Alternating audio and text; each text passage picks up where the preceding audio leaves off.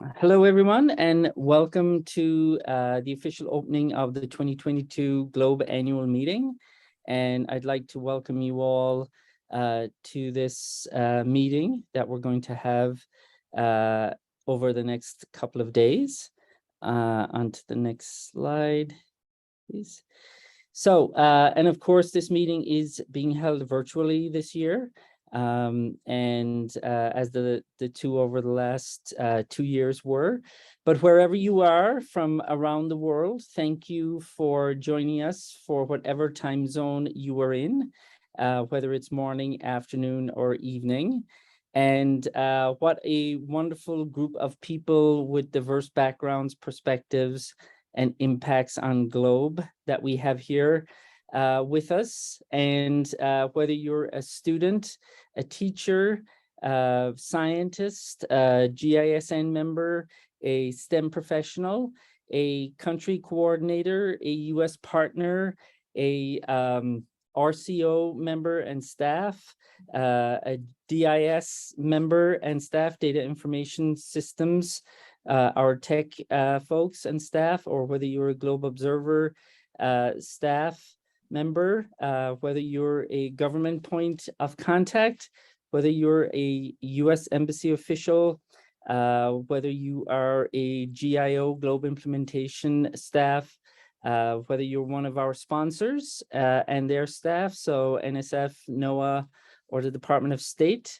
or if you're at the Globe Program Office, whether you're Allison or Amy, and if you're with Wylacey's Foundation, thank you all for joining us. And as I said, what a wonderful group of people with diverse backgrounds, perspectives, and impact on Globe. And no matter who you are on that list of people or categories that I just called out, or indeed, if you're not a member yet, but you're just a spectator here at the meeting, you are very welcome, and you're always welcome in the Globe community, known more commonly as the Globe family. And so I want to welcome you on behalf of all of the GIO staff, if we can have the next slide, to this meeting. And it's around 8 a.m. Mountain Time here in Colorado.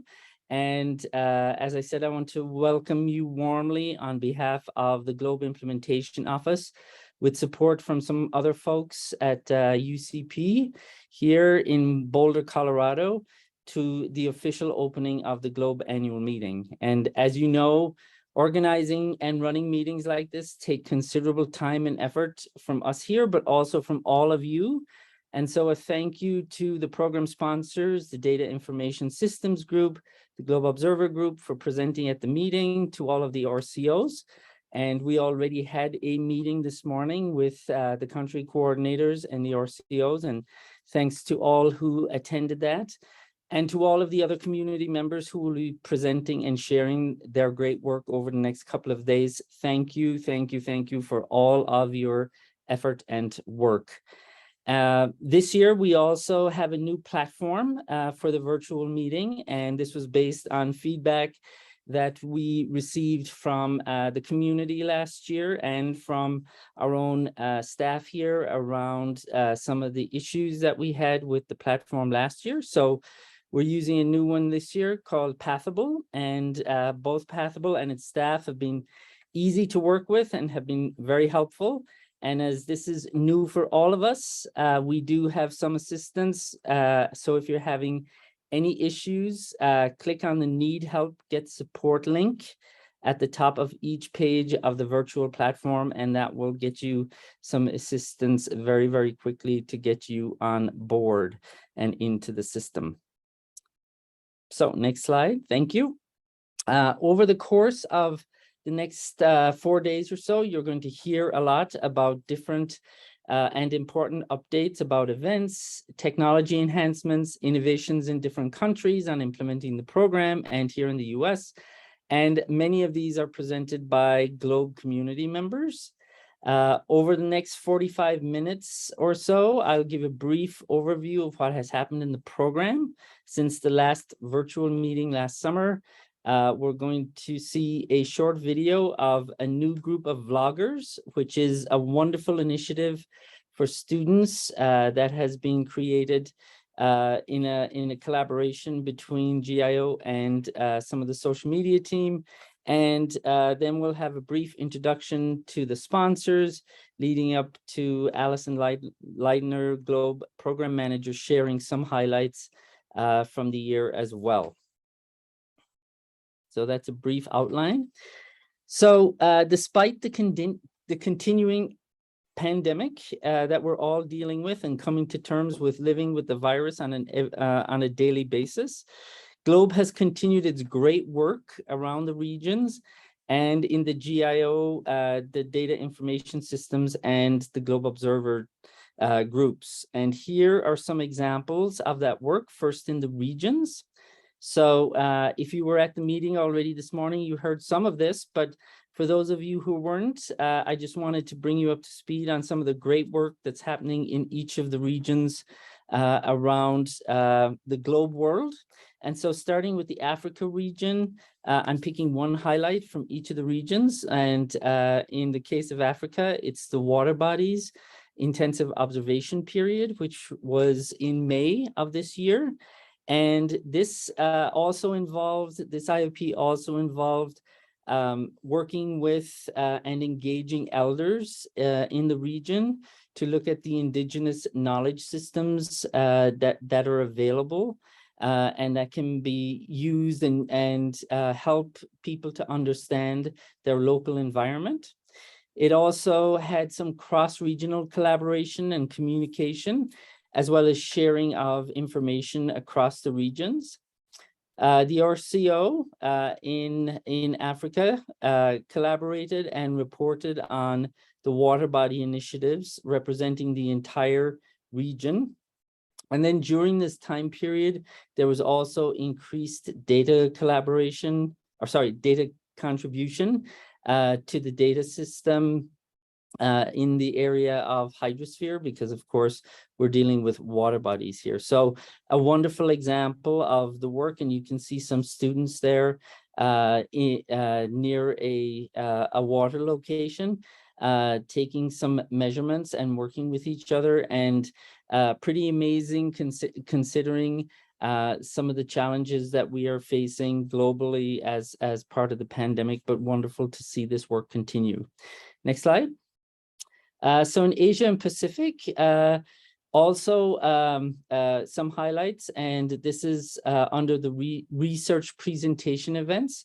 And there was a tree challenge awareness webinar that was hosted on in September in 2021, which was attended by 93 participants from many globe countries in the region. And in particular, student teams from Thailand and India were able to share their research during the webinar. And also an initiative from the Asia Pacific region is the Journal of Environmental Research. It's a new journal that will showcase Globe student research as well as alumni research submitted during various symposia. So whether they're regional GLEs or country research symposia, Globe Science Festivals, any venue like that, the research can be submitted to the journal as a result of being in those various meetings. And the first issue of the paper called for articles. For that paper went out to the region via social media. And I know that Desh and the other folks at the RCO are excited to see those articles come in and to produce this first issue, excuse me, of the journal. So in this case, this is students reporting out on their research. The example in the Africa region was students doing the research. And so this one is a nice follow-on from that for the Asia and Pacific region. Next slide. So Europe and Eurasia has a big focus on campaigns and has for a number of years. The European Phenology Campaign occurs twice a year. In the last year, they had 4,400 students involved, 190 schools from 21 countries. And Europe and Eurasia, of course, is the largest region in the program with over 40 countries. So this is wonderful to see so many countries involved in a campaign like this. They're also involved in the Water Bodies Challenge from April to June. 70 schools from 9 countries were involved in this particular one, and they meet and share on Padlet, which is a web-based resource that a lot of us use and will be used throughout this meeting as well. And then finally, one of the newer campaigns is the air quality campaign, twice a year. And 5 countries have been involved in this one as well. So this is an example of organizing some large scale events and research events specifically, and you can see the large numbers of students, schools, and countries that can be involved in these. Next, thank you. So Latin America and Caribbean, to support a lot of this type of research that goes on, it's very important to have resources available to teachers so that they can be involved in this. And in Latin America and the Caribbean, the RCO created an academic pedagogical committee with members from 5 countries. The committee is going to create a teacher's toolkit with learning activities and classroom materials in Spanish and English. And then the teacher's toolkit will be presented and distributed during the LAC regional meeting that will be coming up in a couple of months. And so again, this is important to structure and to give teachers that support so that they can help their students to do the research, and having that material in translated form is very, very helpful in the classroom as well. Near East and North Africa. The focus here, or the highlight that I selected here, is a school-to-school collaboration event that was held on the 22nd of April. And I hope we all know the significance of that particular date. Not only is it Earth Day, but it's also the program's birthday, the day that it was launched. And so back, of course, in 94 and established in 95, here in this particular event, the countries, you can see the countries that were involved in this school-to-school collaboration. And because of the pandemic, there was participation through interactive video. And this also allowed people to see and witness the implementation of different protocols and to discuss that during these interactive periods. And so 18 schools from the region participated across these countries, and each school had 7 minutes to present their work and what they were doing in their school. So a great example of school-to-school collaboration across a specific region. And then North America, the example here, again, is a student research symposia. And because of COVID, while the in-person regional SRSs, or student research symposia, were canceled for the spring of this year, there were a number of in-person local one-day student research symposia that were that did occur, and the US country coordinator and the staff in that office supported that work, and that occurred from April to June, and the results are being collated from that particular event. So a big emphasis on student research in this region, and then also in Canada, building government capacity. The country coordinator there continues to reach out to the government and to the US Embassy, and is building government capacity within the country so that Canada can become more re-engaged and more engaged again with the program here. North America, of course, is the smallest region with just 2 countries, the US and Canada. So looking at the work that's being done in the region. This is a lot of this work is supported as well by GIO, DIS, the Data Information System, and Globe Observer. And I'm going to start backwards here and start with the Globe Observer program app. Sorry, the Globe program app, Globe Observer, and the Globe Observer Group have run a number of highly successful campaigns over the year, including the millionth satellite match for cloud observations, which we're looking at meeting that match point very, very soon. Just to remind you that there is a special session Tuesday evening, Mountain Time, organized by the Globe Observer Group to make people more aware of the Globe Observer. And if you want to learn a lot more about Globe Observer, you should attend this event. It's called the Globe Observer Connection Conversation Celebration, and you can register on the page that's referenced to here, or if you go to the Globe Observer pages in the Globe program website, you can also find the link there. So, and the Globe Programs app, Globe Observer, is a wonderful tool.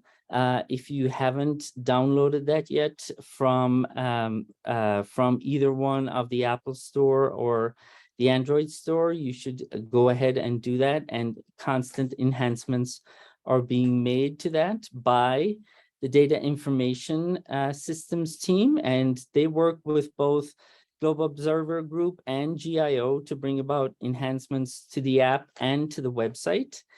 And the DIS group solicit feedback and direction from the Technology Working Group, as well as other community members in numerous venues. And during this meeting, the DIS group have a number of clinics to help you with any issues that you might be having with any of the technology associated with the website. And there are many enhancements that are happening with the website as well. And we're hoping that you will hear about those shortly as well through some of the communications coming from the program. Next slide. So here's a map of all of the Globe countries that are involved, and each is color-coded to slot into a different region. And so we have a lot of countries to cover in the program, and we do that support a lot of it through the Globe Implementation Office. So if you go to the next slide. And so much of the work of our work here is focused on supporting you, the community, in numerous ways. And we do that to the best of our abilities and to the resources that we have available, and in working with, as I said, the DIS and Globe Observer groups, and as well with support from our sponsors in this work. And some examples of what we do in this work and what we continue to do is support the working groups. Each of the 5 working groups has a liaison, and that person works with the group to make sure that the meetings occur, and to also make sure that any tasks that come from the working groups are circulated amongst various parts of the program and then get implemented and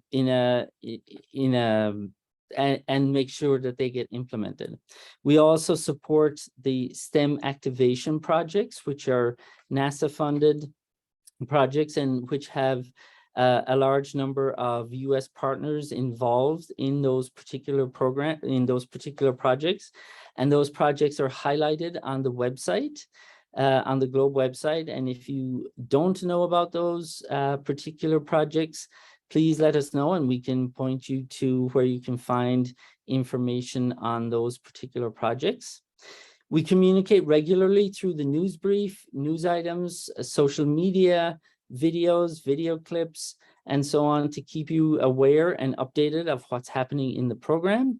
We're also updating and maintaining the website content and working with the DIS folks right now on a refresh of some of the architecture of the website. And then we also support the regional coordination offices, who in turn support you at a more deep level than we could, because they're within your region. As a result of the pandemic, we did support the RCOs through access to a Zoom channel, and I know that that has been very, very successful. A lot of the regional offices have held monthly meetings through that Zoom channel, and there's always great attendance at those and great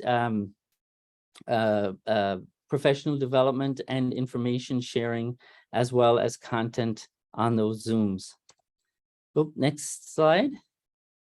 So one of the initiatives that the Globe Implementation Office, as I said, has been working on with some of the social media team is the vloggers, and we ran a pilot project last year, and that was so successful that we're continuing it this year. And in the vloggers project, we have 12 students, 2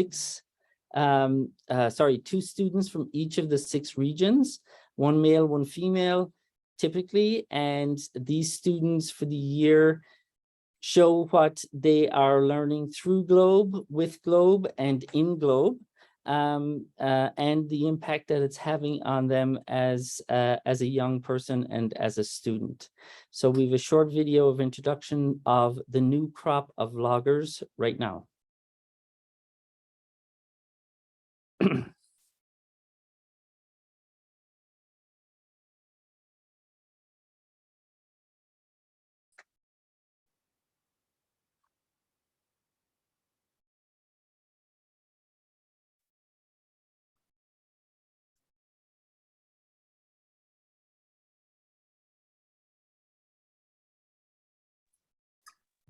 I don't believe that people can hear the video.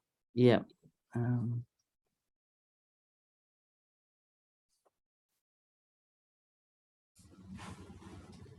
you hear it now? New Jersey, in the United States. Yes. I apologize for that. I'll start it over.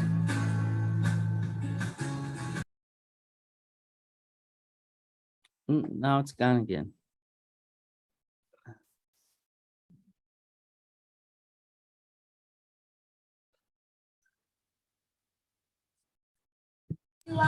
My name is Namfu. I am group student from Thailand. I am 10 years old. Hi, my name is Royce Jacobs. I live in Medford, New Jersey, in the United States. My name is Andrea Mendes. I am 13 years old and I live in Guatemala. My name is Regina and I'm from Estonia. I'm 18 years old and currently I study in high school. Hi all, I am Edino Dennis. I am 14 years old. I am studying in 8th standard in SMB Escuela. Hello viewers, I am Idolfit Oida, a student of Government Science and Technical College, Era 3, Gariki, Abuja. What's up, science folks? I'm Minola Scarcha from Batasan Hills National High School, Philippines. Hello everyone, my name is Adrian, but you can call me Rian since it's much easier. I am 19 years old and I am from Adrir, Sultanate of Oman. Hello, my name is Fernando Pacheles. I'm 10 years old and I live in Patagonia, Argentina, in Junín de los Andes. I was part of the No Fear Forces Challenge, where I was accepted for interview a lawful country, but in our national language, it's called Aurikaria.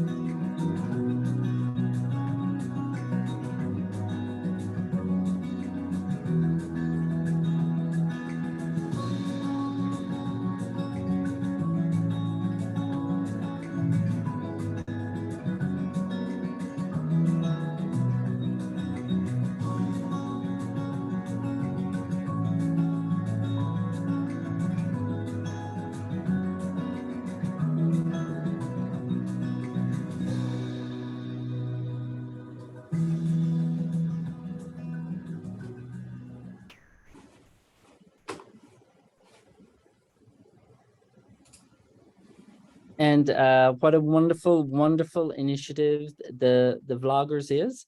And great work produced by the students. And if you haven't seen any of the videos from last year, I'd welcome you to go to the program's YouTube site and look at those, and then follow the newer ones coming along this year.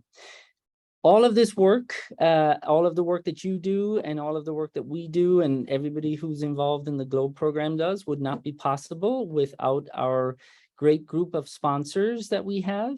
And here are images of Dr. Brandon Jones from the National Science Foundation, who's our GLOBE contact, John McLaughlin from NOAA, and John worked here at the GLOBE office for a number of years before moving to NOAA. And we have Kia Henry from the Department of State.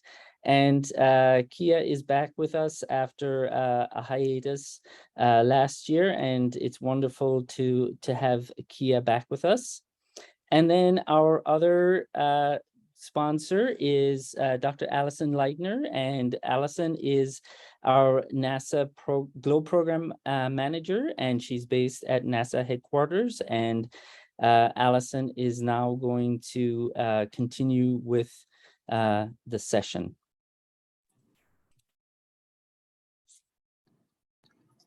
Hello, everyone. Can you just get a sound check and a video check to make sure everything is good to go? I can hear you. Great. So welcome, GLOBE. I am so excited about this virtual meeting. I love the presentations and the community discussions, and of course the student presentations. I participated in the country coordinators meeting this morning, and I am so enthused for all of the great work that's happening around the world. And just seeing the vlogger video just now, it's just really so exciting to see how GLOBE helps bring everyone together. I want to start off by saying that I hope you are all doing well. At the past 2 meetings, I've commented how we have been in very challenging times, and it continues to be so. But I am always so enthused and inspired by the work that you're doing and the impacts that it has around the world. And as illustrated by this picture from the 2019 annual meeting, GLOBE is such a vibrant community. On behalf of NASA and the National Science Foundation and NOAA and the Department of State, thank you for all of the work that you're doing here in the US and around the world. And from all of us, congratulations. Since we last met, GLOBE has earned 2 major awards. The first is the AGU Award for Excellence in Earth and Space Science Education. And the second is a NASA Honors Award for Group Achievement. Both of these awards recognize the longstanding value that GLOBE has in engaging students and now citizen scientists in supporting learning, enabling research, and connecting with the world around us. These awards are complemented by the many awards that partners around the world and in the United States have received. I've said it before, and I'll say it again. GLOBE is a community endeavor, and the program is only as successful because of the work that you're doing and the work of partners, teachers, students, and citizen scientists. So truly, these awards are for all of you in the GLOBE community. What I want to do now is give you an update on some key GLOBE activities from the perspective of the GLOBE Program Office. NASA is the host of the GLOBE Program Office, and I serve as the program manager. I work with the Assistant GLOBE Program Manager, Dr. Amy Chen. She started just before the annual meeting last year, and I'm excited about the perspective she brings, and you'll be seeing more and more of her as we continue through this meeting.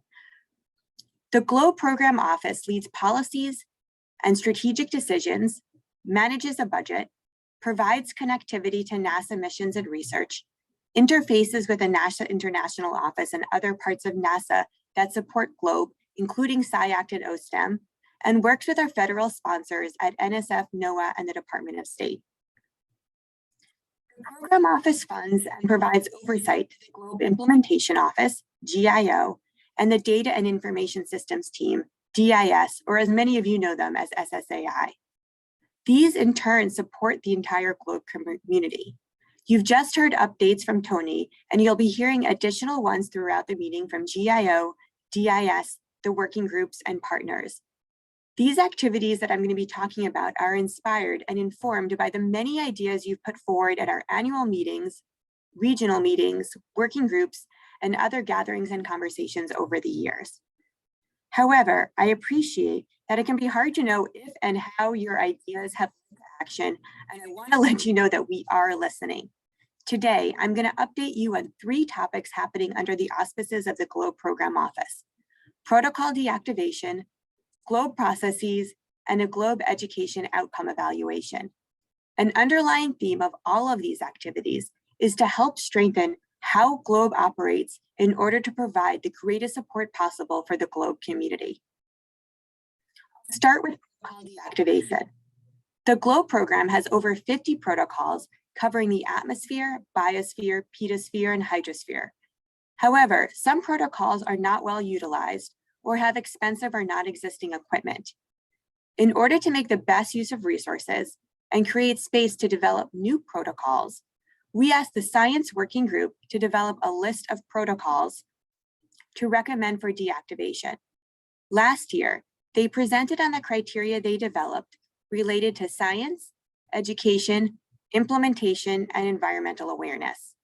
They then used these to evaluate each protocol and put it into one of 4 categories: definitely keep, maybe deactivate, and definitely deactivate. This was presented at the annual meeting and then put out for community comment, which the working group subsequently considered before putting up their final recommendations to GIO and the GLOBE Program Office. The result is that we've made the decision to deactivate protocols in the deactivate category: surface ozone, lilac phenology, ruby-throated hummingbird, salinity titration, and the soil moisture sensor. Mosquito larvae will also be deactivated. Be clear, the mosquito habitat mapper protocol, the one that is very heavily used, will remain. And all information and data for the protocols will be retained and publicly available, but we will be turning off data entry in the future. More details will be forthcoming, and we will be further investigating the protocols in the maybe deactivate category.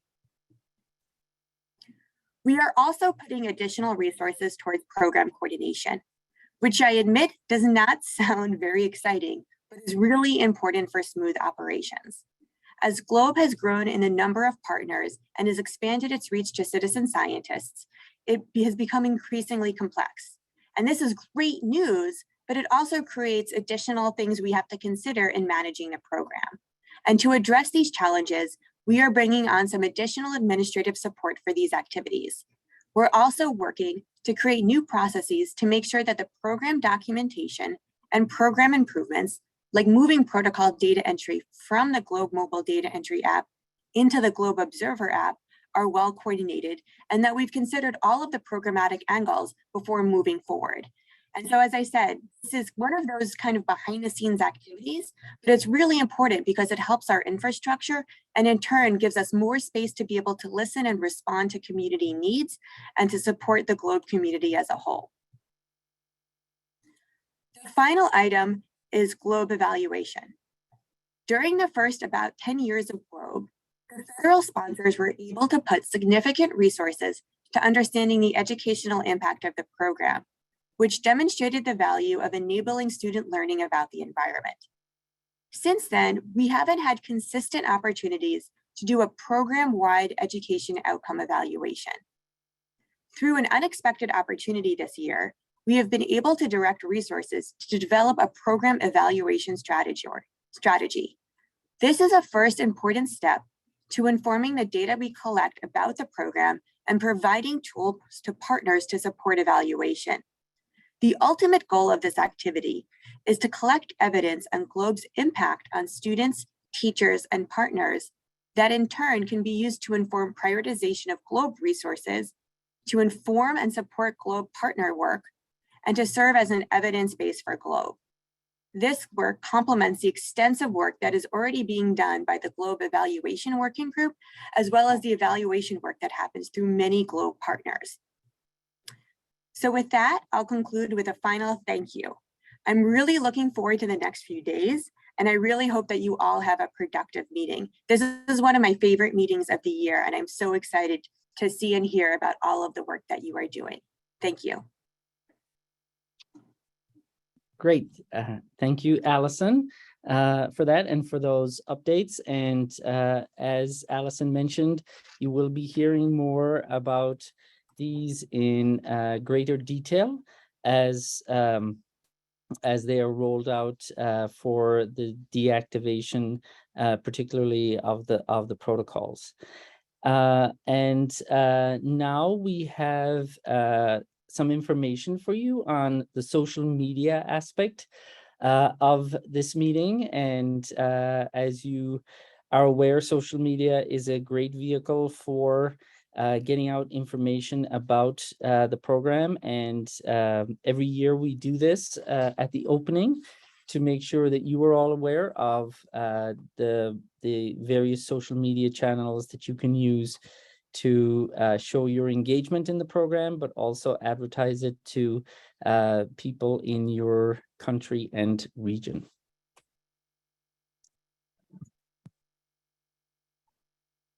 Hello, everyone. Welcome to the Globe Annual Meeting with the theme, Communicating Globe in Changing Times. My name is Autumn Burdick, and I am the social media lead for the program, as well as the communications director for the Globe program's Globe Observer app. For this year's annual meeting, we have a number of ways you can participate on social media, and which will allow you to connect with each other virtually. Here with me today is Madeline Lang, who is a member of the communications and social media team. She is based in Boulder, Colorado at the Globe Implementation Office, and she is going to let you all know about some daily prompts that you can do to share on various social media platforms. By doing so, you'll be able to share with us what you're seeing and doing. Thanks, Autumn. Yes, we would love for you all to participate this week with us in social media. Each day, be it on Facebook, Twitter, or Instagram, you can post a picture of the following. For today, Monday, what does your 2022 annual meeting look like? For Tuesday, today is the Globe Observer C3 session. To celebrate citizen science, post a land cover picture. Plus, by doing so, you will be automatically participating in the NASA Globe Land Cover Challenge, Land Cover in a Changing Climate, which also starts today. Wednesday, we love how diverse our international Globe community is. Share some of the pictures of cultural exchanges you have experienced with Globe. Thursday, today we got to hear from our Globe student bloggers during the final keynote session and the student showcase. What has been your favorite Globe student blogger moment so far? And what do you want to see from the Globe student bloggers in the future? Thank you, Madeline. If you haven't already, go ahead and give us a follow. The Globe program, just search us up on Facebook, Twitter, Instagram, or YouTube. We'll be sharing both retrospective and in-the-moment news from the meeting, so be sure and follow along. Don't forget, we do have a meeting hashtag, which is Globe Meeting 2022. Add it to all your content. We may just share what you are sharing on the accounts. Have a great week, everyone.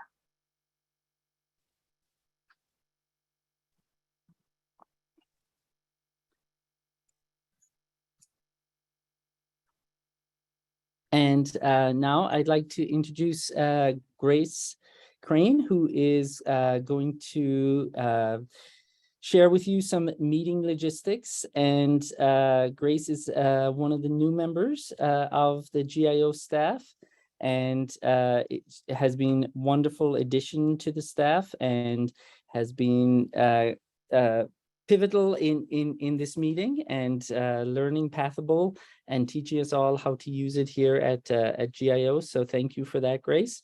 And also a very quick thank you to Autumn and Madeline for sharing about the social media there. So Grace.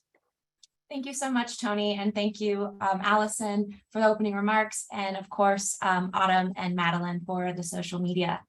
I just wanted to give everyone a brief overview for some meeting logistics. I know that this is a new platform for everyone, so I just want to recommend everyone to go into the virtual platform Explore, and remember that all sessions will be accessible through the schedule and agenda.